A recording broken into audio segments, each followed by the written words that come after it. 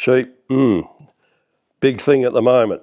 They should just mind their own business. If they want to eat leaves or dirt or whatever they want to eat, I'm not going to stop you, but don't come around and tell us what we can and can't do.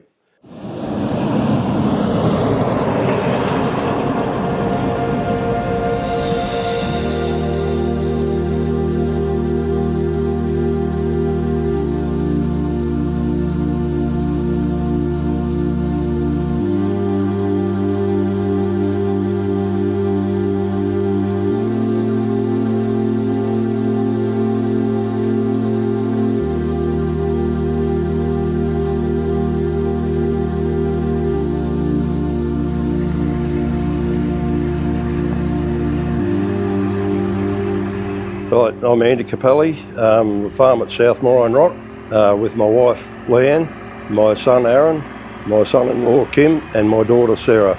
And we farm 25,000 acres on the South Moorine Road. We're about 370 k's up the highway from Perth, a little siding town called Moorine Rock there. We're about 27 kilometres south of that. Yeah, my grandfather came out from Italy. He was sponsored out as a machine miner. He worked at Sons of Gaulia. And when that ran out, he went over to Sydney Harbour and he worked on Sydney Harbour putting the big pylons in. And then when that finished up, he come back here and he bought a farm in Marvel Lock up the Parkers Range Road. And I led to believe that was 1927. And he worked there. He had a 1,000-acre spread. He cleared it, fenced it. He was only there for 10 years. Father was born in 1931 and the rest of the family were born around that area. Dad was, he was the third of the family after two girls. And then his younger brother come along 5 years later. But through the Depression, Granddad, you know, the bag of wheat was worth, or the bag was worth more than the wheat that was going in it. So he had a family to keep, so he virtually walked off. And he went back to try to do a bit of mining and that. But yeah, so Dad, or through the Depression, yeah, it was just bad. You know, he couldn't make any money on the farm, so he let it go. Then he went back mining, and Dad went to, well, they moved to Kalgoorlie, Boulder, and Dad, as a young fellow, he went up there and he got a job as apprenticeship baker. But being a baker, Dad had, well, I wouldn't say asthma, but the flour got to him, and he couldn't work in the bakery anymore. So at the age of 13 and a half, 14, he went out cutting wood on the wood line to supply timber for the pumps that pump the water from Mundaring, excuse me, from Mundaring through to Mount Charlotte in Kalgoorlie. He bought this farm in 1957, and we've done what we've been doing since then. And in 1968, he bought Hollerton. We only had 4,000 odd acres here. And when I was away at school, or 10 years of age, he bought Hollerton, another 5,000 acres out there. And then we cleared that and put that in, and we just progressed from there. Father bought it in 1963. Yeah, it was one of the first biggest tractor in the Yilgarn, 110 horsepower. It was in Southern Cross Show there. The motor's never been stripped. It's done 13,000 hours. And probably needs a rebuild now, but for what it's going to do, it's light duties. Yeah, well, farming out here, it's as you know, it's pretty tough at times. It can be good, can be bad, but you got to take it on the chin and roll with it. You know, well, like this year here, we had a very dry start. Hollerton, I think we went down there and started seeding with 5 mils of rain, but we were lucky. Every day we were getting about 1.5 mil, and we got up to about 8 or 9 mil, 10 mil. So we whacked 1,000 hectares in pretty damn quick with 2 machines. And yeah, they never rained really until June, July. So we were sort of counting our blessings that it did rain. And the crop out there ain't too bad, but it's not stunning, but at least it's something. September was a bit of a dry one. We had a couple of hot winds, and we had a bit of frost in between that. So, but over the years, it's been quite good. You know, it's been trying, but what do you do? We all can't live by the ocean, much as we'd like to. But yeah, I think just on 5,000 hectares we've put in, and between wheat, oats, and barley. Yeah, that's the whole program. Like I said, I come home from school in 1973, so it's my 52nd crop just gone in the ground. I've done 53 harvests because I come home the year, before the harvest. I met a woman a girl in Southern Cross, and she'd been a local, lived on a farm. Her father worked for one of our relations, and met her, and yeah, she settled in quite nicely. She, liked the area.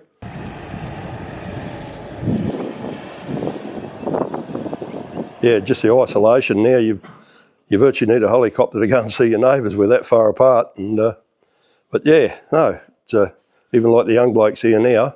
That's good. He's found himself a partner and that, and she's keen to staying. A little Canadian girl, very good. Hi, I'm Moorine Capelli. I farm here in South Moorine Rock with my family and my partner Marissa. So grew up on the farm here and went to the local school in Moorine Rock. Then went to boarding school in Perth, Mazenod College.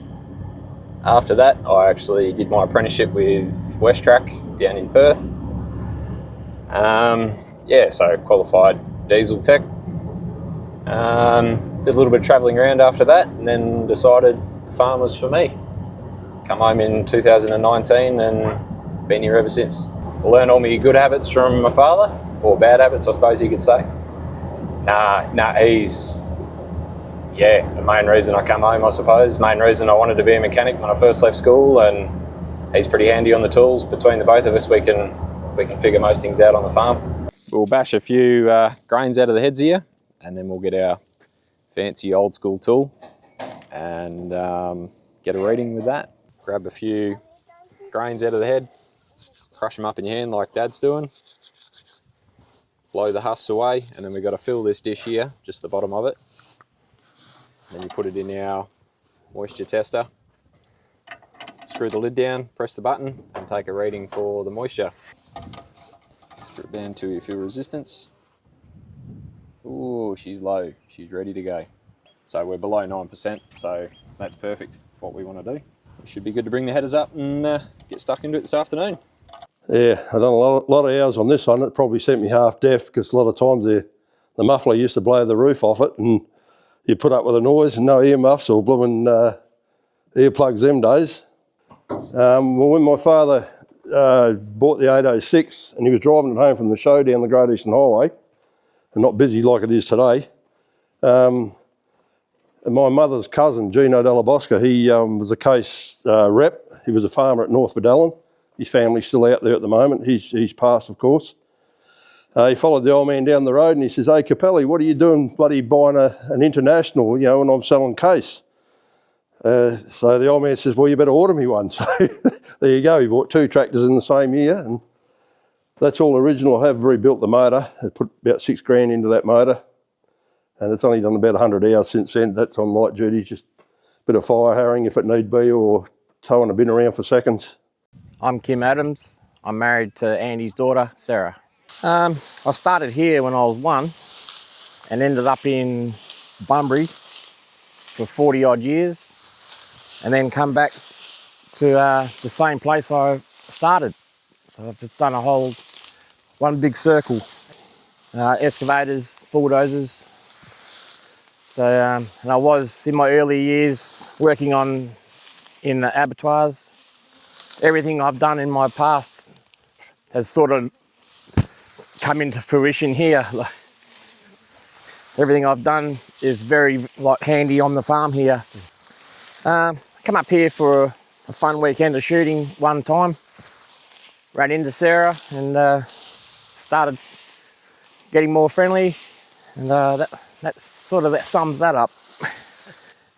We've been pretty good. We're lucky with a bit more rain in September, which can be dry. It's quite exciting now. We're new truck and plenty of crop, so yeah, it'll be a good year. The way things are looking, we should go pretty well. So month and a half, we should be done by Christmas. Generally, we are done by Christmas.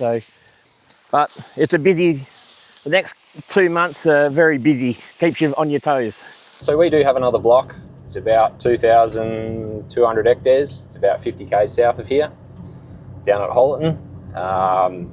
Generally, just the way the rain patterns work, we'll get a little bit more rain down there than we get here. Different soil types as well. We're on Frank's block. Going to go look at some wheat. And she's still a bit green here, but we won't be in here for a while with the headers. But yeah, we'll just go and check it out. A bit of a head count. Grain's a reasonable size, which is good. Keeps us out of the screenings. Yeah, frost is quite bad. It can stunt the grain quite badly. Yeah, there's quite a few in there as well. How much are you getting that one, Kim? I lost half the head off to start again. Yeah, it gets a bit like that. If the temperature stays like this, probably should be ready to go in another, I don't know, 2 weeks, 3 weeks. By the time you get through the oats and the barley, Should be ready to it'll go. all be ready by then, and then we'll just carry on. This one's still got quite a few puggy grains in it, actually. Has it? Yeah. Yeah, well, that's it. Yeah, well, Aaron now, he was done his apprenticeship mechanic with Westrac in Perth. Then I think he spent 1.5 years or 2 years up at Mount Whaleback working up there as a heavy diesel mechanic. And then I lost my other son, so he decided to stay on. Other son passed, so he decided to stay on, and now he's sort of probably taken over the reins from where I'm going to leave off one day. What did you say? 2.5 tonne? I reckon this will do 2.5 through here. Yeah, so that's pretty good for us. Well, when we come over, I think Aaron come over with his square metre and just plonked it in the crop at average. And he reckons probably, what'd you say, over 3 tonne? Yeah, around the edges. But now we've had the frost and that, we've probably knocked it, like I said, 0.5 tonne to maybe 1 tonne, depends where the frost is. And Sarah, yeah, she's got a fair finger in the pie. Well, we all have. We have a meeting every now and again and make decisions what we're going to do and how I go about it. But Sarah, she's money in the scully weed, the safety, all this, the bookwork there that has to be done for that. I've let them do all that because I've got too much other stuff on my mind at the moment.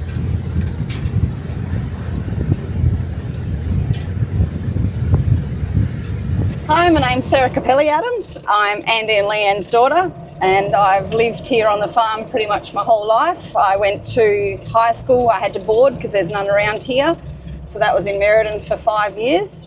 Then I lived in Perth for a while and tried my hand at that, and decided that wasn't for me, and I've been here for just over 7 years now with my husband, and we've had 2 children, 2 boys. When it's all go around here, cropping time and the harvest like it is now, I'm usually the one that goes around making sure that the dams or the troughs have water in them, move the sheep from paddock to paddock as I get told to do, because I'm not 100% on everything, but yeah, so now with harvest coming up, the sheep move to my responsibility again. I'm the only one on the farm that really likes working with them. Nobody else does, so I've sort of been the one to keep them around, but yeah. Sheep, big thing at the moment. We're not too happy with all these, well, I wouldn't say tree huggers, but all these animal activists. We used to run 7,000 sheep here back in the good times. Then we dropped back to 3,000, and now we're back down to a bare 1,000. Like our fat lambs and you know, all the old sheep and that used to go for live export, it's all been canned. So what am I going to do with 2,000 or 3,000 sheep? I can't put them under my bed. I've got to be able to sell them somewhere. And this is what I say to them. You've taken away 1/3 of our labour, 1/3 of our input, our wages. That's what you've taken away. Between, you've got a 1/3 of wheat, 1/3 of fat sheep and 1/3 of wool. And you've taken everything. It's a big chunk out of our life, it really is. And it's not only the farmers that are suffering, it's the people who goes from the truck drivers that cart, the stockies that come here, the truck drivers that cart the sheep, the people down the other end, like at Muchet, that handle the sheep, the abattoirs, everything. It's knocked the whole industry fair on its butt. And they just don't realise what they've done. They should just mind their own business. If they want to eat leaves or dirt or whatever they want to eat, I'm not going to stop you, but don't come around and tell us what we can and can't do. These are our new lambs for this year. They were born, I think, in March 2025. So you're only seeing half of them at the moment because we've managed to sell probably about half of them a couple of months back. So when you're done, come back through this gate. These are the Merino cross. Tell me about bringing up a family, in such an isolated environment, Sarah.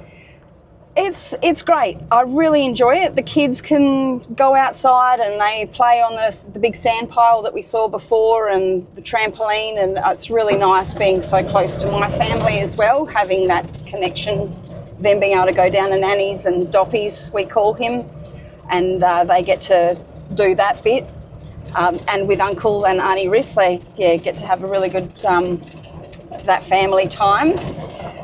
They do go on a school bus every day to school, so my son, only one of them's at school at the moment, but he's on the bus for nearly an hour in the morning and nearly an hour in the afternoon, so it is quite a long day for him.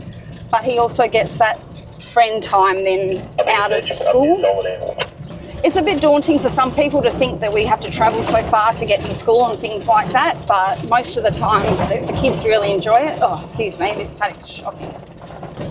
And then the other thing for us is we're going to have to send our children to boarding school, so that can be a bit daunting as well, but you know, my dad did it, I've done it, we've survived, and we have a lot of stories to tell because of that, so I think it's not the worst thing really.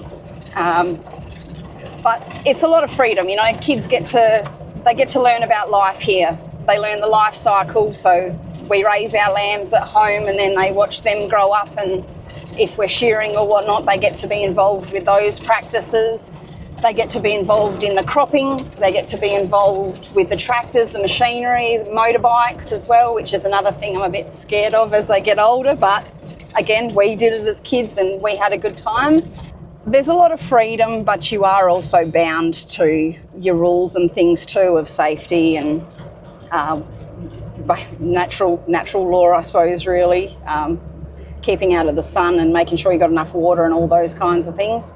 We're just up on one of our last blocks. We've come to check a dam because we're very low on water, and we've had lambs here eating the pasture down, and no doubt, as you can see, it's turned to mud now, so we've moved the sheep off, but we just come to check it to make sure we haven't got any stuck in it.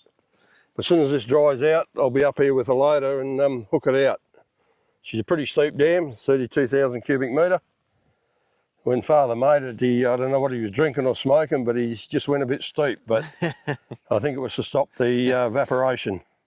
Yeah. But we had cleaned it out once, but there's probably about 3 foot of sludge in that at the moment, but we will get it. But this is a big key dam for us. We call it the solar dam because we've got a panel here, and we pump water out of that to some tanks on top of hills and gravity feed from there for the sheep. So, to the troughs, yep. Yeah, yep. Yeah. No, she's a big dam, this one, that's for sure. But yeah. Yeah, a lot of farmers around here now have gone out of sheep because of what I was telling you before about the live export. And it's just hard to get shearers and that now. And yeah, that's probably, so probably the biggest thing for us is being where we are in the eastern wheat belt. It just gets harder and harder to find people that want to come out and do work with your sheep. But it is what it is. You got to adapt and work with it. Pleased to meet you, Peter. I'm Jacob.